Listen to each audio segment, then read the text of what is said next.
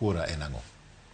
Mano to pok oteredo kata bede pok otwe oyude koda kata machalo kamano penjo en gi kinene nitiere commissioners ang'wen kama oting'o jalup jakom mar IBC Mano Cherera kachiel koda Justus Nyang'aya koda commissioners moko ariyo gisebedo ka gigolo wach ka bende kawuono ni gigolo ote margi ka giwacho ni pod ok giyiere koda chenro kaka ne kata duoko mane ogolo koda jakom mar IBC. Ere kaka ote machalo kamano mar commissioners ang'wen go dhi konyou e kes maru ma bende utero Supreme Court? Wasungu wacho ni dysfunction.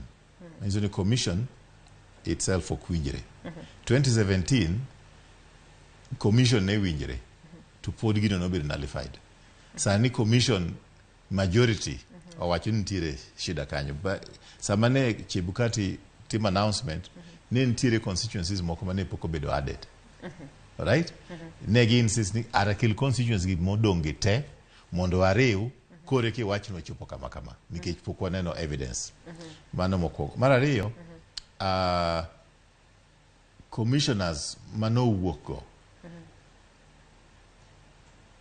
nitiere makosa moko iluongo ni rule 17 for second schedule kadwa donjo technical terms mang'eny ma dwaro ni kapok ki make decision madongo to idwa ni ji abiriyo go mondo be together mondo gi discuss ka giwinjire to sawa ko giwinjire to gigo kura so majority takes the day.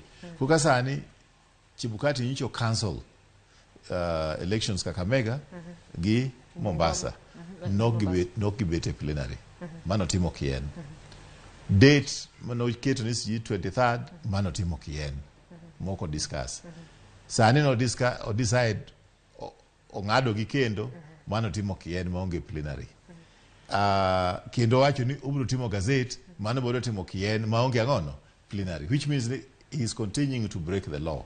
Lakini mano ok responsibility mara mage achiel kuom responsibility mag Supreme Court monego bed ni dhi jadiliana e wechego.